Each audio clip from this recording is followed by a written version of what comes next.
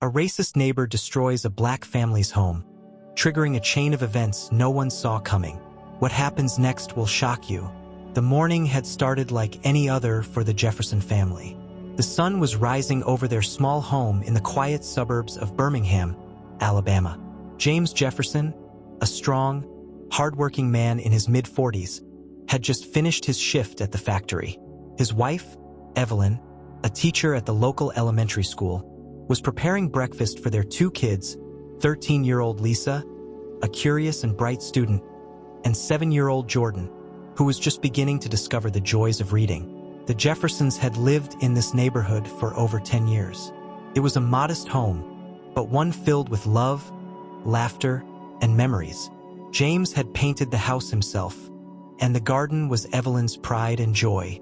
Despite the challenges they faced as a black family in a predominantly white neighborhood, they always believed in standing tall with dignity. But on this fateful morning, something would happen that would shatter the peace they had worked so hard to build. As James sat down with his family for breakfast, a loud, violent crash echoed from the front yard. The sound was so sudden that it sent chills through the house. Plates clattered, and the children froze, their faces filled with confusion and fear. "What was that?" Jordan asked, his voice trembling.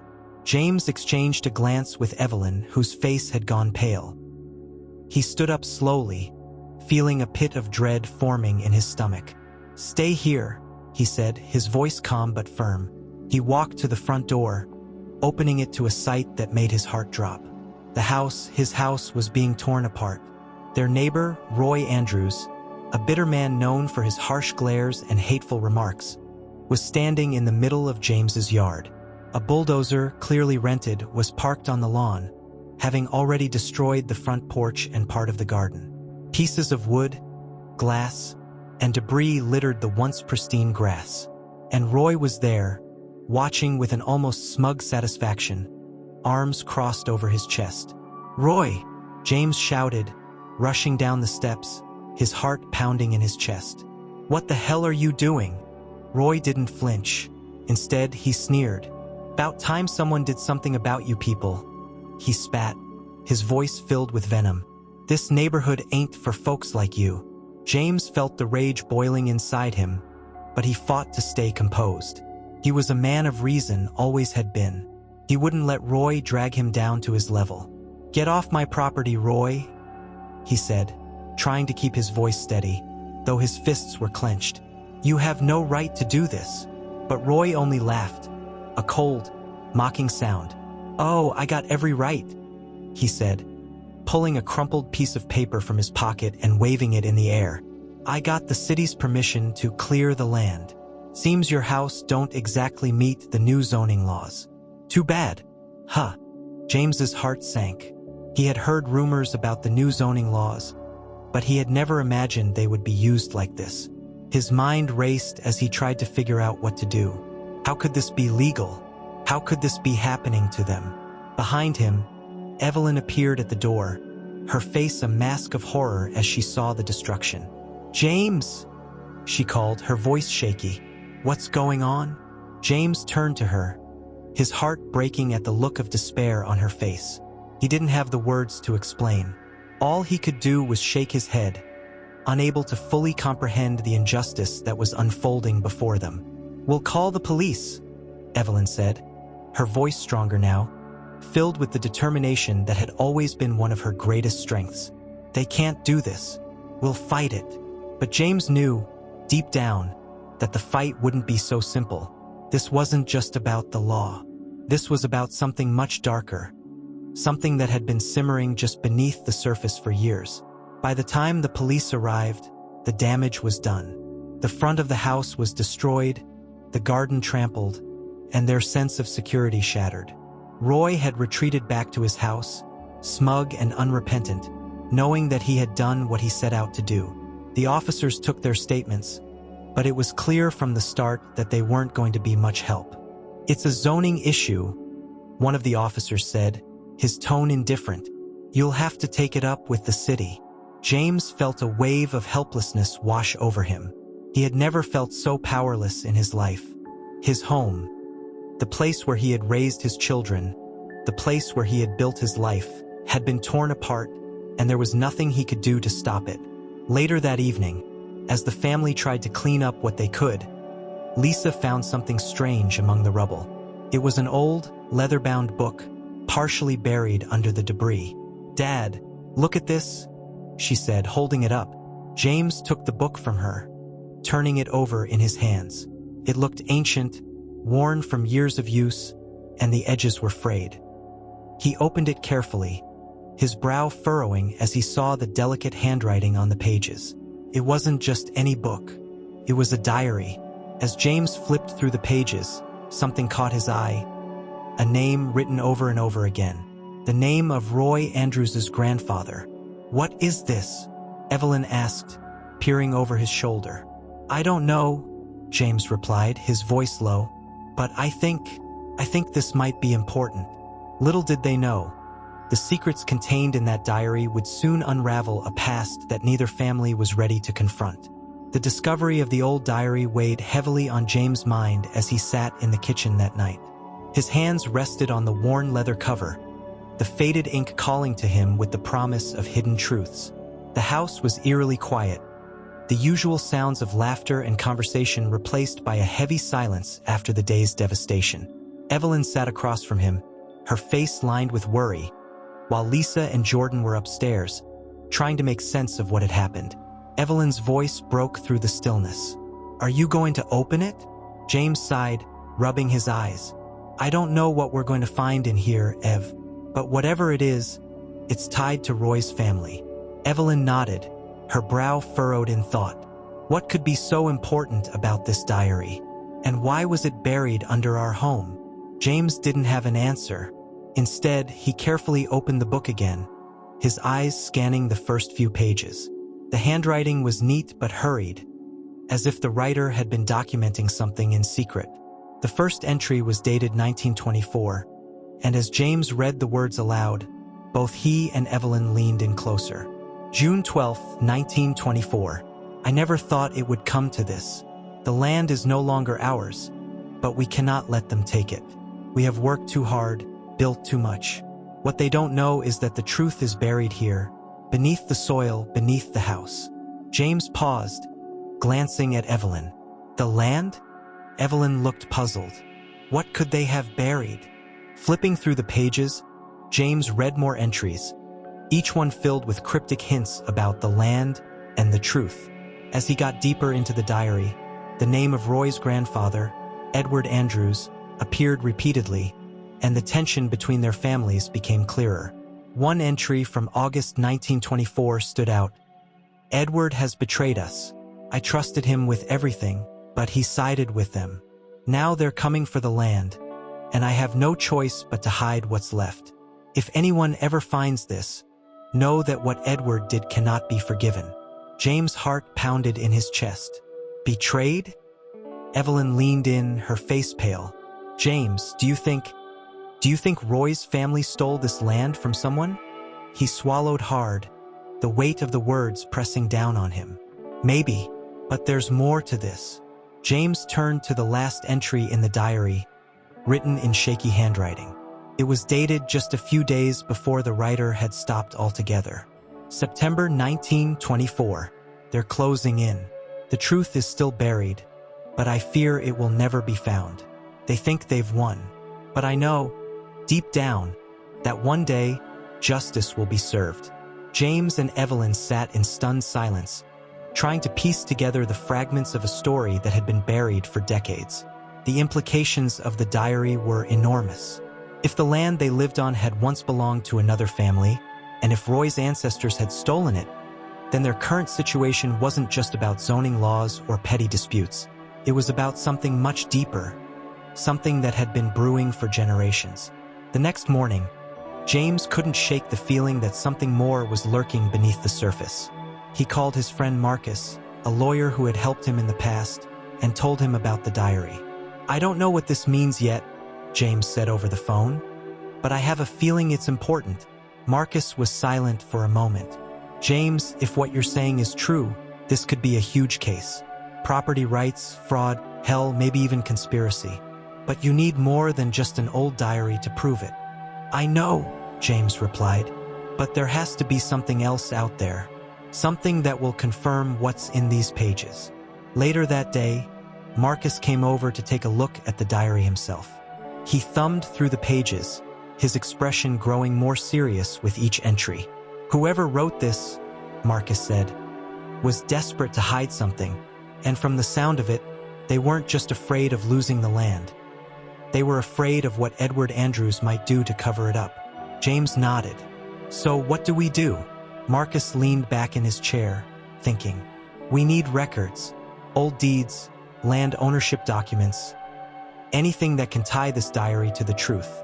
If we can prove that Roy's family took this land illegally, you might have a case to get your house back and more." Evelyn, who had been sitting quietly through the conversation, finally spoke up. "But how are we supposed to find all that? This happened almost 100 years ago." Marcus smiled grimly. "It won't be easy, but I've got a few connections at the courthouse. We'll start there." Over the next few days, Marcus and James worked tirelessly to uncover the truth. They spent hours digging through old records, searching for anything that would confirm what the diary hinted at. But for every lead they found, there seemed to be another roadblock. Missing files, incomplete records, and documents that had been conveniently lost over the years. As their search continued, the tension between the Jeffersons and Roy Andrews only grew. Roy seemed emboldened by the destruction of the Jefferson home, and every time James saw him in the neighborhood, the smug expression on Roy's face made his blood boil. But James knew better than to confront him. He had to stay focused on the bigger picture. One afternoon, as Marcus was about to give up on finding anything concrete, he came across an old map in the courthouse archives. It was yellowed with age, the ink faded in places, but it clearly showed the layout of the land as it had been in the early 1900s. "Look at this," Marcus said, pointing to a section of the map. "The land where your house is now, it used to belong to a family called the Walkers. But then, in 1924, it was suddenly transferred to the Andrews family." James felt a chill run down his spine. 1924, that's the year in the diary. Marcus nodded. "Exactly. And get this, there's no record of a sale. It just changed hands." Evelyn, who had been standing behind them, let out a sharp breath. "So Roy's family did take the land. They stole it." James' hands clenched into fists. It all made sense now. The diary, Roy's hatred, the destruction of their home. Roy wasn't just trying to get rid of them, he was trying to erase the past. As they stood there, staring at the map, James realized that they were standing on the edge of a much larger battle than he had ever imagined. And the fight wasn't just about his home anymore. It was about justice. And this time, he wasn't going to back down. James couldn't shake the image of the map from his mind. The fact that Roy's family had likely stolen the land where their home now stood was a truth too big to ignore. It was no longer just about the damage done to their house. It was about a century-old injustice that had gone unpunished. As he sat with Marcus, Evelyn, and the kids at the dinner table that evening, the air was thick with tension. The children, sensing their parents' worry, remained unusually quiet. Lisa picked at her food, while Jordan absent-mindedly pushed his vegetables around his plate. Evelyn finally broke the silence. "So what do we do now, James?" James sighed, rubbing his temples. "We need to confront Roy, but not alone and not without proof. We need to hit him where it hurts, the truth. If we can expose what his family did, we'll have the leverage we need to not only rebuild but to make sure this never happens again." Marcus nodded in agreement. "I've reached out to a historian who specializes in land disputes from that era. If anyone can help us dig deeper into what happened to the Walker family and their land, it's her." The next few days were a blur of preparation. Marcus and the historian, Dr. Karen Monroe, delved deeper into the courthouse records, searching for any surviving members of the Walker family or further proof of foul play. Meanwhile, James and Evelyn gathered evidence of Roy's recent actions, the destruction of their home, the constant harassment, and the threats they'd faced. But as they worked tirelessly to prepare for a legal battle, the emotional toll on the family became undeniable. One evening, Lisa, who had been quiet ever since the house was destroyed, approached her father. "Dad," she said softly, her voice trembling, "why does Mr. Roy hate us so much? What did we do wrong?" James' heart sank at his daughter's question. How could he explain to her that this was about something far bigger than their family, that it was about deep-seated racism and greed, passed down from generation to generation? He knelt in front of her, gently placing a hand on her shoulder. "Lisa, this isn't about something we did wrong. This is about people who made the wrong choices a long time ago. And now we're trying to make it right."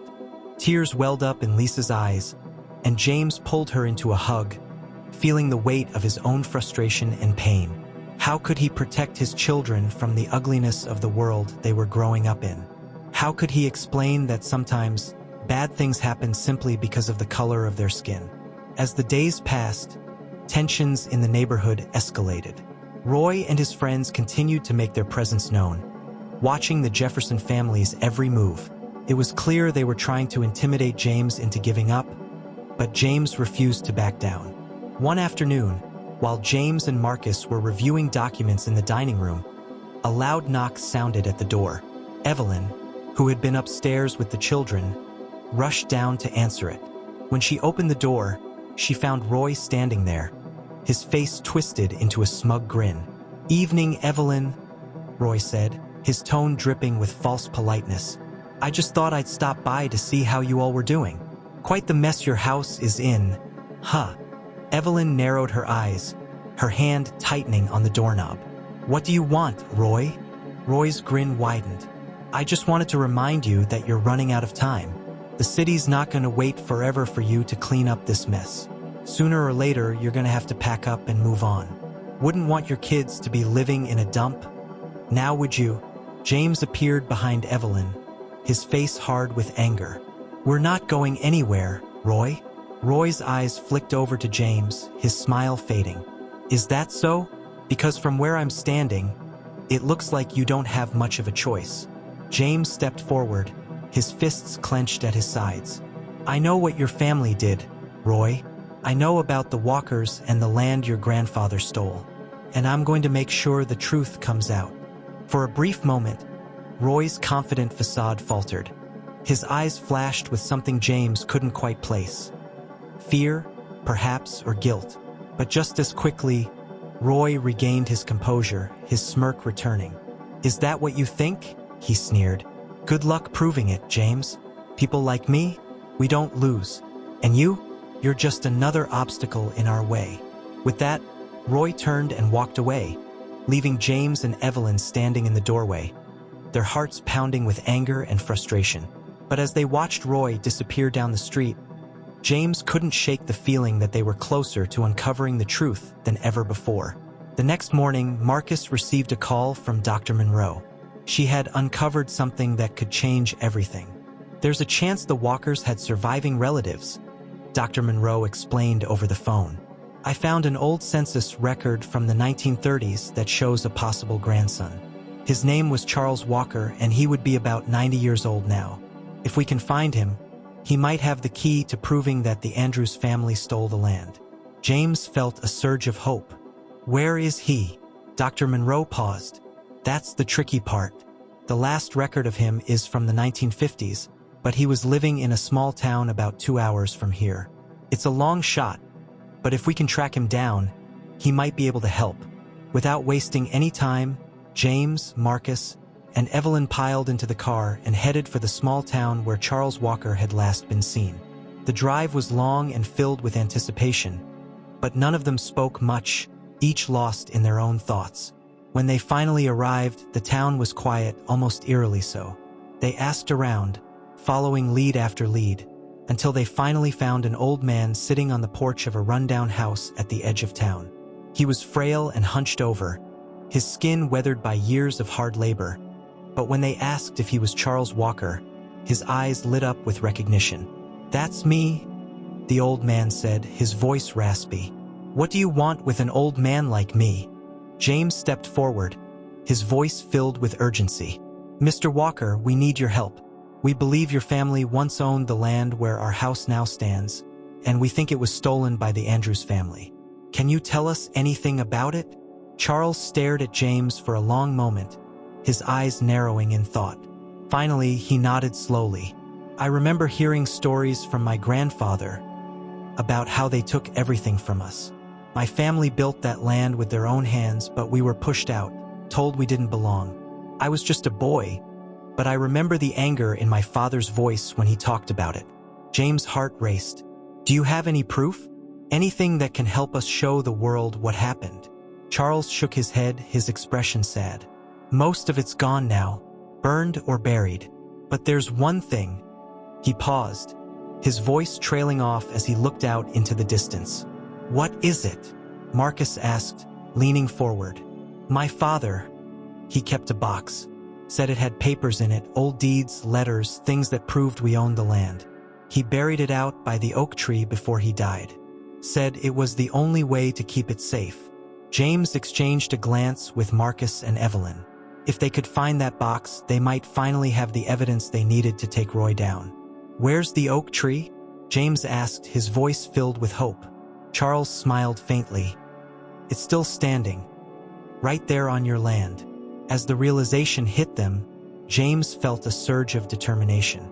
They had to find that box, and they had to do it before Roy found out what they were up to. The battle for the truth had only just begun, but now they had a fighting chance. James, Marcus, and Evelyn returned home with a new sense of urgency. The key to their battle against Roy was buried right under their feet, hidden for decades beneath the old oak tree. It felt almost surreal to think that after all these years, the proof they needed had been lying there, waiting for the right moment to surface.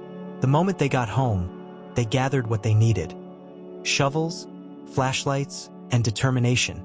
As the sun began to set, casting long shadows over their yard, they stood before the towering oak tree. Its thick branches swayed in the breeze, almost as if guarding the secrets hidden beneath its roots. Do you think it's really here? Evelyn asked quietly, her voice tinged with doubt. After all these years? It has to be, James replied, gripping his shovel tightly. Charles wouldn't have told us if he wasn't sure. Marcus knelt down beside the base of the tree, running his hand over the rough bark. If it's anywhere, it'll be buried deep. We'll need to dig for a while. With a silent nod, they began their work. The sound of metal hitting earth filled the air as they dug, each of them fueled by the hope that they were on the verge of uncovering the truth. The ground was hard and unyielding at first, but as they worked deeper into the soil, it began to give way. Minutes turned into hours as the hole grew wider and deeper. The physical strain was intense, but none of them complained. They couldn't afford to give up now, not when they were so close. Finally, after what felt like an eternity, Marcus' shovel struck something solid. He froze, looking up at James and Evelyn with wide eyes. I think I've got something. James knelt beside him, brushing away the dirt with his hands. Beneath the layers of soil, an old wooden box slowly came into view. The wood was weathered and cracked with age, but it was intact. Evelyn gasped softly. Is that? James nodded, his heart pounding in his chest. It has to be. Carefully, they lifted the box from the ground and set it down beside the tree. It was heavier than they expected, its weight carrying the burden of history. James took a deep breath and reached for the rusted latch, his fingers trembling with anticipation. With a creak, the latch gave way, and the lid slowly lifted open. Inside, they found a collection of old documents, yellowed papers that looked fragile enough to crumble at the slightest touch. James carefully lifted one of the documents and held it up to the light. It's a deed, he whispered, his voice filled with awe. It's the original deed to the land. Evelyn leaned over his shoulder, her eyes scanning the paper. And look, it's signed by Charles Walker's father. This is it, Marcus said, his voice filled with excitement. This is the proof we need. But as they continued to sift through the box, they found something else. Something that sent a chill down their spines. Tucked away at the bottom of the box was a letter, written in faded ink. The handwriting was shaky, as if written by someone in a hurry. James unfolded the letter and began to read aloud.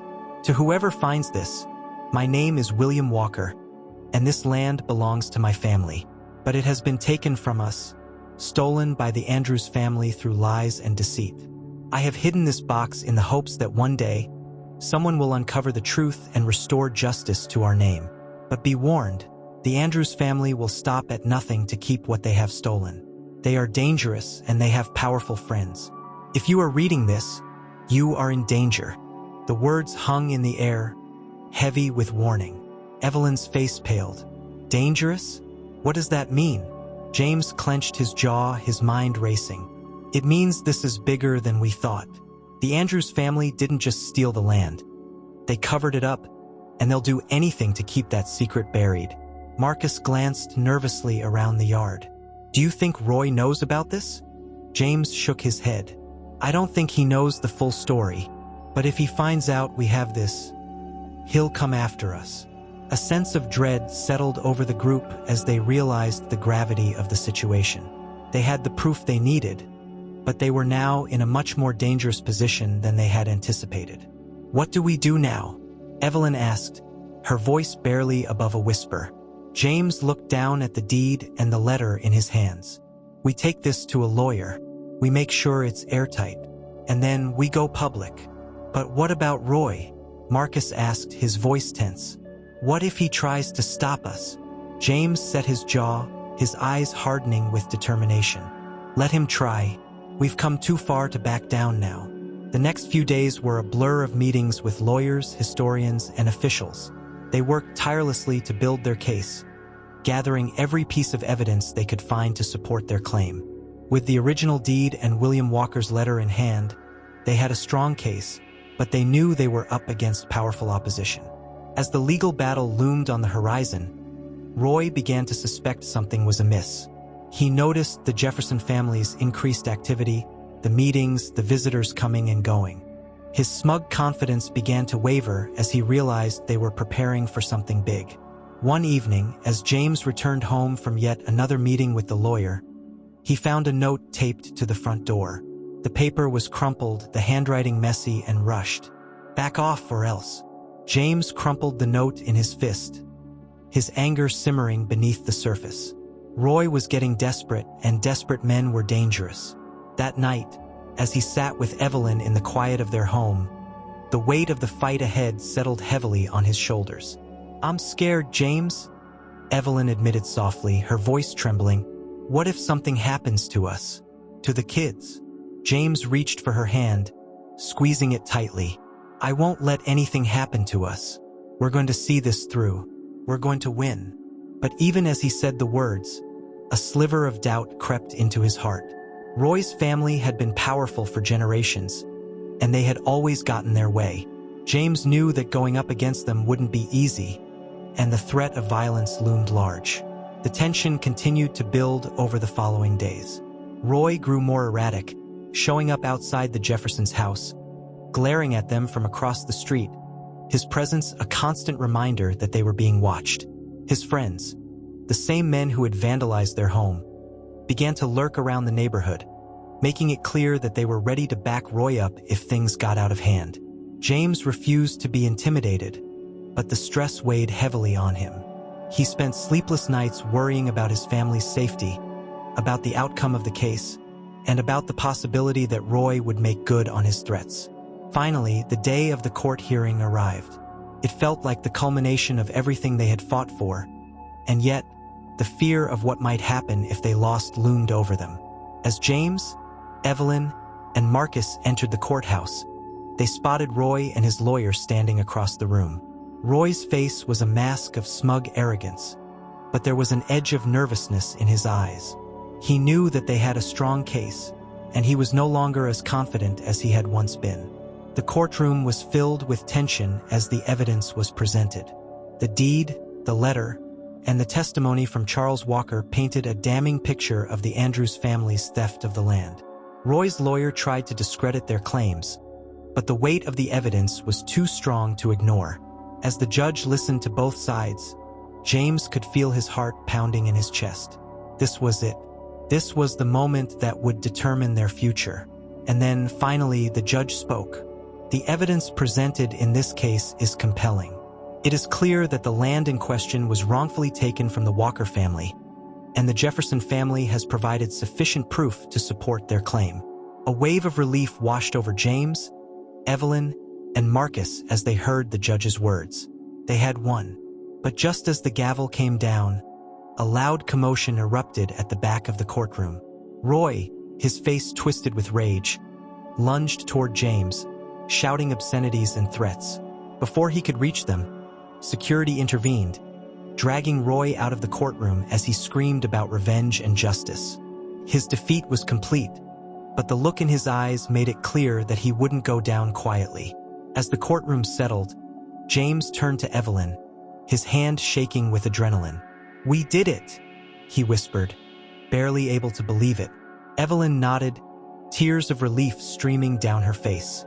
"We really did." But as they left the courthouse, James couldn't shake the feeling that this wasn't the end. Roy was dangerous, and even though they had won the legal battle, the war was far from over. And now, with their victory in hand, they had to face the next challenge: keeping their family safe. The days after their victory in court were bittersweet. James, Evelyn, and Marcus should have been celebrating, but a cloud hung over them.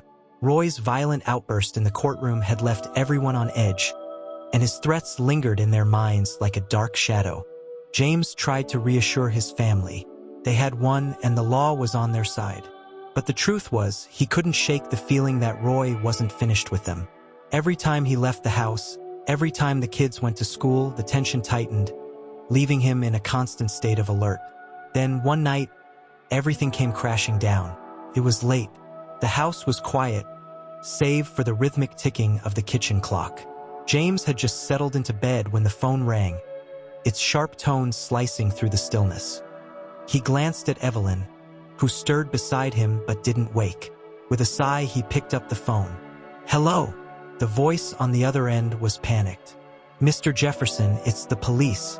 We need you to come down to the station immediately. It's about Roy Andrews." James' heart skipped a beat. What happened? The officer hesitated, and James could hear the tension in his voice. "There's been an incident." Fear gripped him as he hung up the phone, quickly dressing and heading out the door. His mind raced with 1,000 possibilities, none of them good. What had Roy done now? When James arrived at the police station, he was greeted by a grim-faced officer who led him into a small, dimly lit room. There, sitting across from him, was Roy. His face was bruised, his clothes torn, and there was a wild, desperate look in his eyes. "What happened?" James asked, his voice low and cautious. The officer spoke first. "Roy was caught breaking into your property earlier tonight. He was apprehended before he could do any serious damage, but he was armed and resisted arrest. We thought you'd want to be here." James stared at Roy, trying to process what he was hearing. "Why?" he asked, his voice shaking with anger. "Why are you doing this?" Roy looked up, his expression a mixture of rage and something else, something darker, more vulnerable. "You took everything from me," Roy spat, his voice hoarse. "You and your family. That land, it should have been mine. My father, my grandfather, they built everything on that land. And now it's gone." James shook his head in disbelief. "It was never yours to begin with, Roy. Your family stole it. You know that." "I don't care," Roy shouted, his fists clenching at his sides. "It doesn't matter how it started. It's been ours for generations. And now you've ruined everything." The room fell silent, the weight of Roy's words hanging in the air.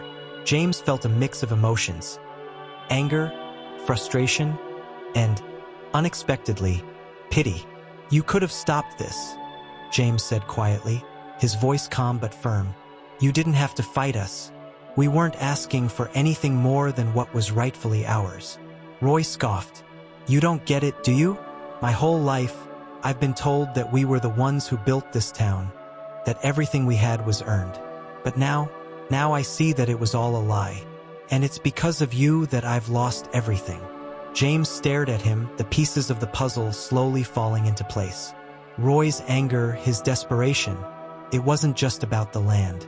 It was about his entire sense of identity, everything he had believed in, crumbling before his eyes.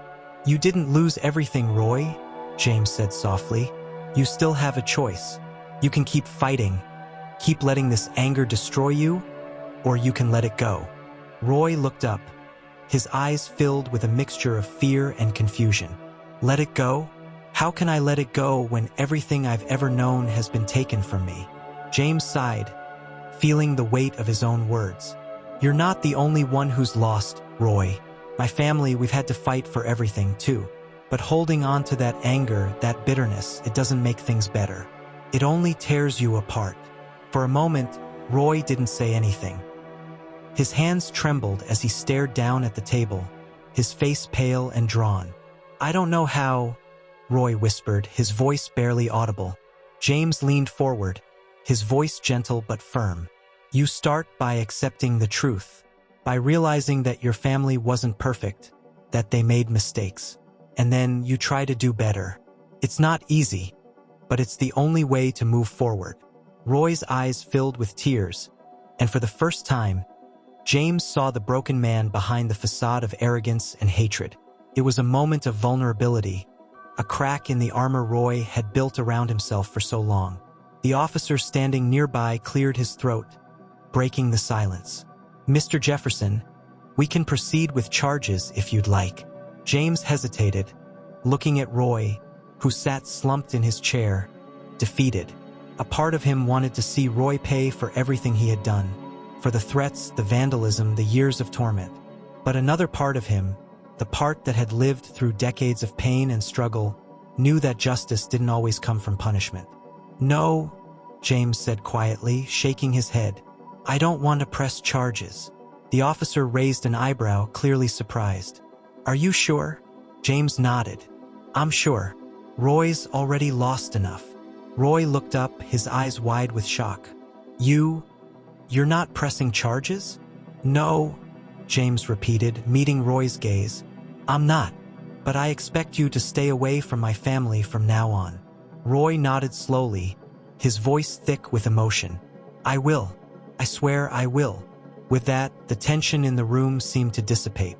The officer led Roy out of the room, and James was left standing alone, his heart heavy with the weight of what had just transpired.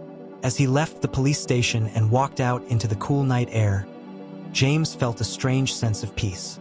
The battle with Roy was over, and while it hadn't ended the way he had expected, it had brought a sense of closure that he hadn't realized he needed. When he returned home, Evelyn was waiting for him, her face etched with worry. What happened? James smiled softly, pulling her into his arms. It's over, he whispered. It's finally over. Evelyn let out a sigh of relief, resting her head against his chest. Thank God. As they stood there, holding each other in the quiet of their home, James knew that the road ahead wouldn't be easy. There would still be challenges, still be moments of doubt and fear. But for the first time in a long time, he felt a sense of hope, a belief that no matter what came next, they would face it together. And in the end, that was all that mattered.